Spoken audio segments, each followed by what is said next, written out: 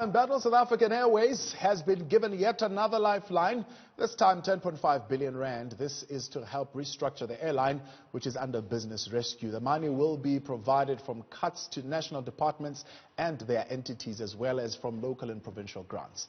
However, Mboweni has sent a stern warning to other struggling SOEs that the time for handouts is over. 3 billion rand was allocated to the land bank in June.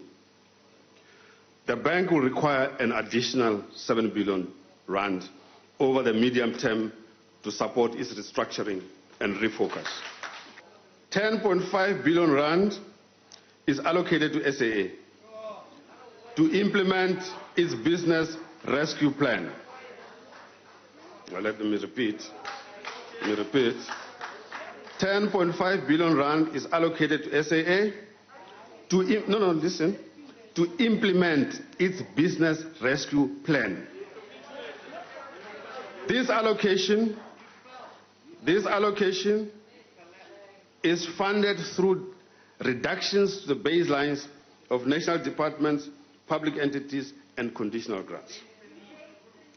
This allocation is in addition to the 16.4 billion rand allocated over the 2020 MTF in the February budget for settling guaranteed debt and interest. You can't run away from your obligations. Right, joining me to unpack this a little bit further, spokesperson for the National Union of Metal Workers of South Africa, Phakamile Hlubi-Majola, and the president of the South African Cabin Crew Association, Zazi Sibanyoni-Mugambi.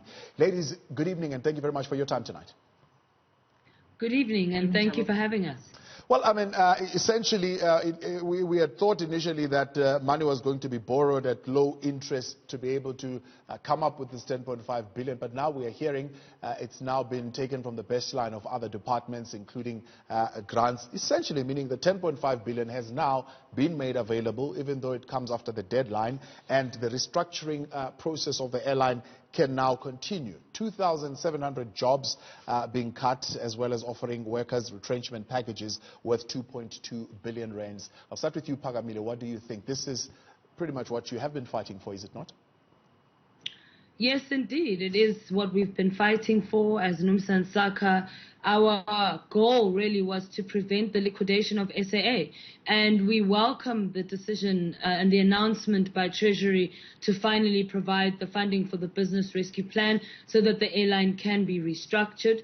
But it came at a very, very high cost. It came at a cost of 2,700 workers losing their jobs. It's come at a cost of 5 months or more of no salary payments for our members. So far, the people who are paying the highest cost for this restructured SAA are ordinary workers and their families. Effectively, the airline, Zazi, has been mothballed, I think, since the beginning of October or so. Is that situation still maintaining? Yes, I mean, people are not at work. People have been in limbo. Ever since 5 months, 6 months, people have not received salaries. And for Treasury to come and blatantly say that they're giving SAA money basically at the expense of other entities, for us, it's rather alarming, because as the shareholder, they were in charge of SAA historically. So to now distance themselves from the fact that SAA has performed dismally under their watch and sort of doing us a favor, where they in fact were the custodians of making decisions, is unacceptable to us. So he must take ownership for the mess that he's created, his government has created. Talk to me then about what your feeling is about the new airline and what is going to be coming out of that, because government saying, well, we're going to get private investors to come on board while we retain the flag of South Africa on the airline. Yes, so I think at the end of the day, I mean, this 10.5 billion comes with immense responsibility, so we cannot gamble with this money. We do not have the luxury to do so. So we are calling SACA and NUMSA for the management team entirely to be removed, and a board that's fit for purpose to take over and appoint a new management team that is fit for purpose. and thereafter start to build the structure of this new SAA.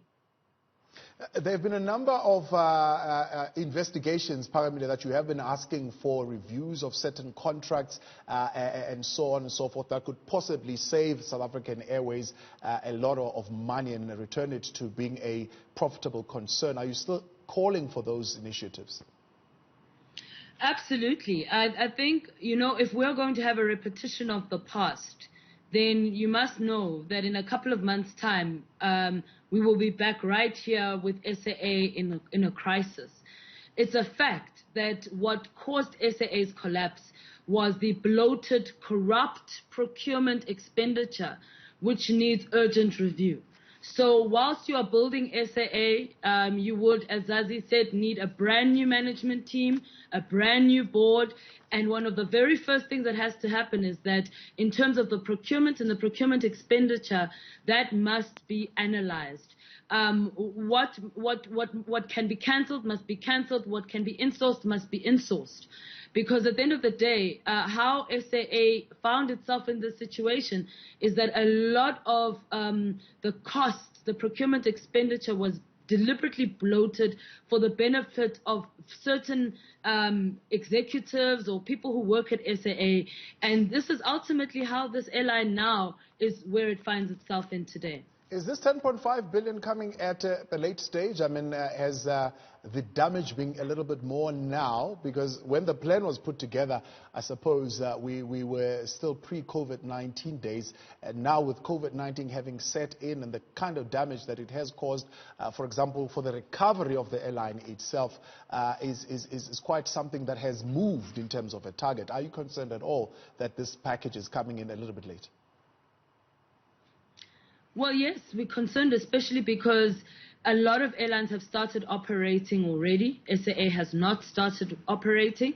And there's still a lot of details that are up in the air. So all we know at this point is that the funding has now been allocated. Treasury has confirmed the 10.5 billion will be allocated for SAA. What we need now are the details of how this money will actually be rolled out and the implementation of this plan. But key to the success of this plan is a brand new management team. We've not at this stage heard any word from DPE about the establishment of such a management team. What we know at this point is that the current chairperson of the board, Thandeka, has resigned, a decision that we welcome. But we're calling on the last remaining board members to also resign, because at the end of the day, we don't want any dead wood in this restructured SAA.